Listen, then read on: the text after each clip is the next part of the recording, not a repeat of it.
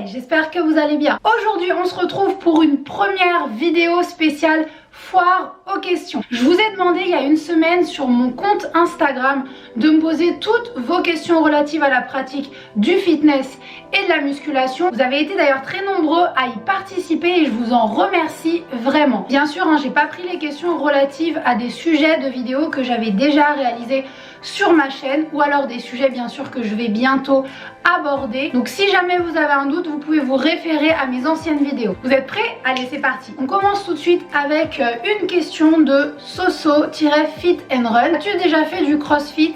Si oui, as-tu aimé? Et sinon, aimerais-tu essayer? Merci pour ta question. Pour te répondre, j'ai jamais testé le crossfit. Je suis persuadée que c'est une activité physique très complète.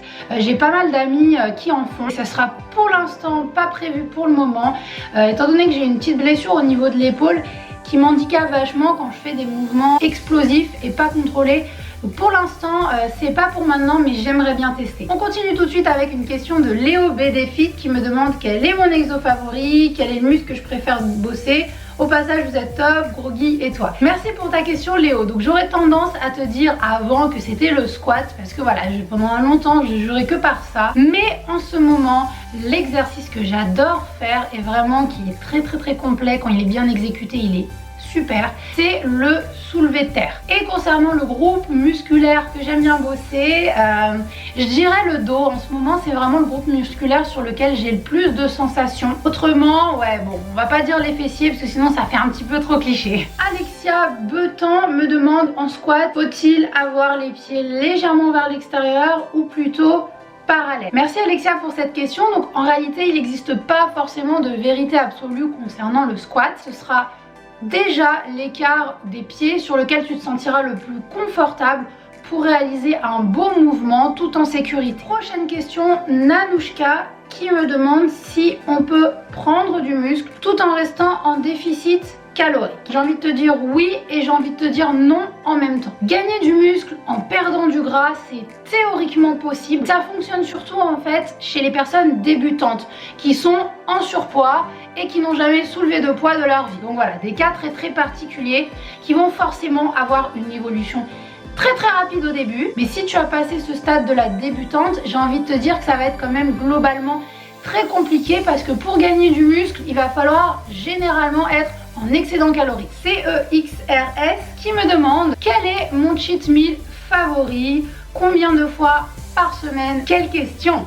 Donc tout d'abord, je suis pas forcément très à l'aise avec le terme de cheat meal. Ça signifierait que je me prive un petit peu toute la semaine dans le but de manger quelque chose de pas très sain. Je ne planifie pas mes cheat meals à l'avance. Mais quand je vais au resto, j'aime bien tout ce qui est pizza, j'aime bien tout ce qui est burger. Toujours fait maison parce que les fast-food c'est quelque chose que je n'aime pas du tout. Donc pas de McDo, pas de KFC.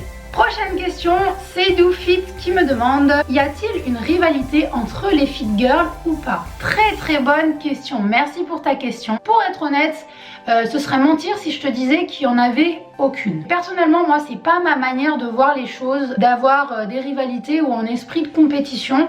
Il faut savoir que moi, quand j'ai commencé à poster sur les réseaux sociaux, ça fait quand même il y a pas mal de temps. Genre, je parle comme si j'étais un dinosaure. Non, mais en fait, il n'y avait pas ce côté business des réseaux sociaux. Donc, forcément, on n'y postait pas pour gagner de l'argent, on y postait par passion. Après, il y a peut-être certaines personnes qui ont une approche un petit peu plus business, qui vont produire du contenu justement pour faire monter leur communauté. Voilà, il faut s'y faire, il faut s'adapter. Ensuite, Lep4793 qui m'a posé une question très intéressante. Fitness et scoliose, est-ce que c'est compatible? Alors, bien sûr que oui. Si tu as une scoliose, c'est tout à fait compatible avec la musculation. Attention, néanmoins à modérer un petit peu mes propos.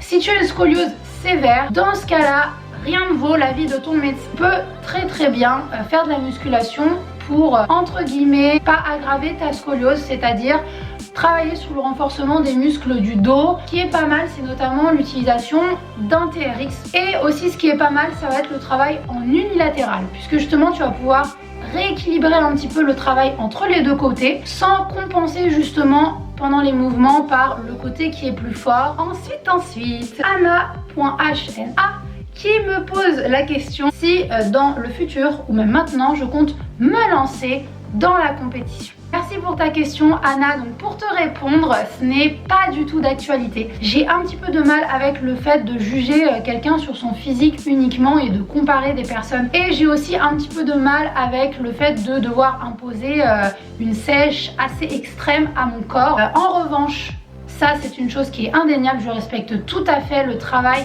des athlètes qui font de gros sacrifices et c'est vraiment une préparation physique et mentale assez intense, donc au respect, mais ce n'est pas pour moi. Ensuite, Léa, pouvons-nous avoir autant de résultats et rapidement sans compléments alimentaires? Oui, les compléments alimentaires, comme leur nom l'indique, c'est pas quelque chose qui est obligatoire. Si tu arrives à couvrir plus ou moins tes besoins journaliers de par l'alimentation, alors c'est nickel pour toi. Dites-vous que ce n'est pas les compléments alimentaires qui vont vous amener à un tel résultat.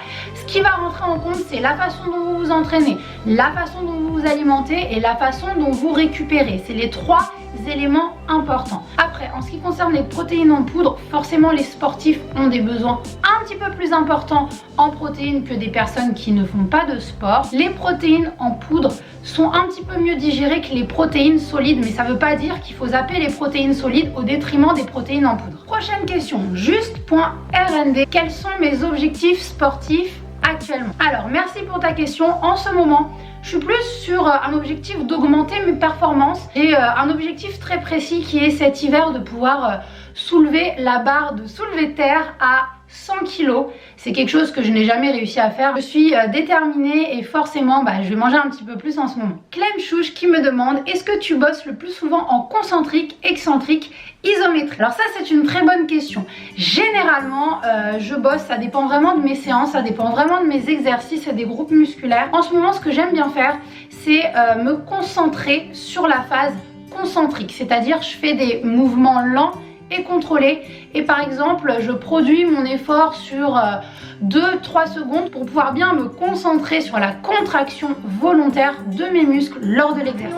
Marion-Lifestyle qui me demande comment travailler un point faible, faut-il s'acharner dessus ou au contraire laisser davantage de repos entre chaque séance? Alors Marion, sache que déjà comme tout groupe musculaire, si tu veux qu'il se répare correctement, il faut que tu laisses quand même un petit peu de repos entre les séances si tu travailles en musculation. Ensuite, pour ce qui est d'un point faible, j'aurais tendance à te conseiller de le travailler en pré-fatigue, c'est-à-dire juste avant tes gros exercices, tu fais un exercice d'isolation sur ce groupe musculaire précis pour pouvoir un petit peu pomper entre guillemets, c'est-à-dire amener l'afflux sanguin au niveau de ce groupe musculaire. Ce que je te conseille justement lors de cette pré-fatigue, c'est de travailler avec des séries lentes et contrôlées et de te concentrer bien sur la contraction de ce groupe musculaire pour justement qu'il puisse entre guillemets prendre le relais d'autres muscles que tu sens un petit peu plus travailler sur les autres exos polyarticulaires qui vont suivre. Ensuite, ire.rc, quel est mon avis sur l'entraînement des pecs pour les femmes? Mon avis est très clair sur le sujet. Pour répondre à ta question, c'est pas parce qu'on est des femmes qu'on ne peut pas bosser les pectoraux. Bosser les pectoraux, contrairement à ce qu'on peut croire, ça ne fait pas du tout perdre la poitrine. Et en fait, ce que tu risques à délaisser un petit peu un groupe musculaire au détriment d'autres, c'est sur le long terme de créer des déséquilibres qui vont engendrer des blessures. Donc je te conseillerais de toujours travailler tous les groupes musculaires proportionnellement bien entendu. Prochaine question de Didoun-Muscu Lifestyle qui me demande ce que je mange dans une journée typique et est-ce que je compte mes macros. Alors j'aimerais bien te répondre à cette question, mais en fait j'ai pas de journée type niveau alimentation. Je suis quand même pas mal en déplacement à droite à gauche toute la semaine, donc j'essaye de gérer un petit peu comme je peux. Quand je sais que je vais pas manger le midi, je me prépare une gamelle à l'avance ou je me débrouille pour commander une salade composée avec des trucs healthy. Autrement, je prends toujours dans mon sac des collations. Si vous voulez, dans mon sac c'est le marché. J'ai vraiment de tous les nutriments.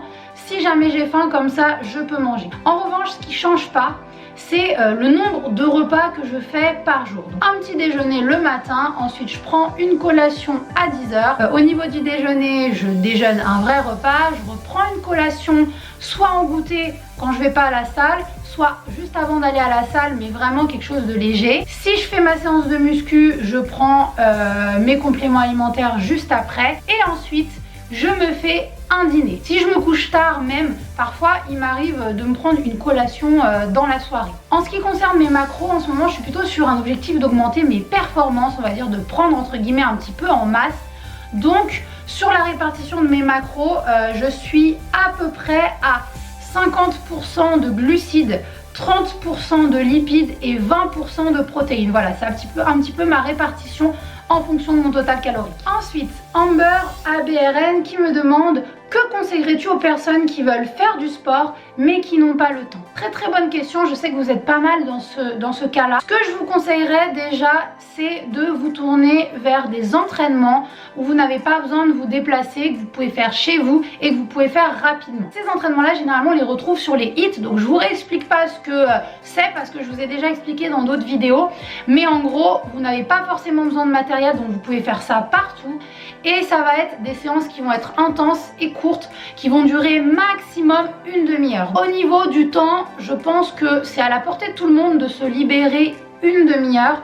2 à 3 fois par semaine pour commencer, c'est pas mal. Ensuite, la fille au perfecto, comment choisir ses charges lorsqu'on débute en musculation? C'est une très bonne question aussi, je pense qu'elle va aider pas mal de personnes. Pour être clair, au niveau de tes charges en musculation, ça va être vraiment propre à toi-même. C'est-à-dire que quand tu vas faire tes exercices, quand tu vas choisir tes exercices, généralement pour commencer, tu vas partir sur un programme basique qui va être de faire 10 ou 12 répétitions. La charge que tu vas trouver pour cet exercice, justement, c'est la charge qui te permet de faire ces 10 répétitions, d'en avoir à peu près 2 répétitions en marche sous le coude, mais pas plus. Si jamais tu sens que c'est trop facile et que tu peux en faire 5 voire 10 en plus, dans ce cas-là, il va falloir que tu revoies ta charge à la hausse. En revanche, si tu n'arrives pas à finir le nombre de répétitions, si tu arrives à l'échec directement pendant ta série, alors là, il faudra voir la charge à la baisse. Et voilà, on a fini. Donc j'espère que cette petite vidéo vous a plu.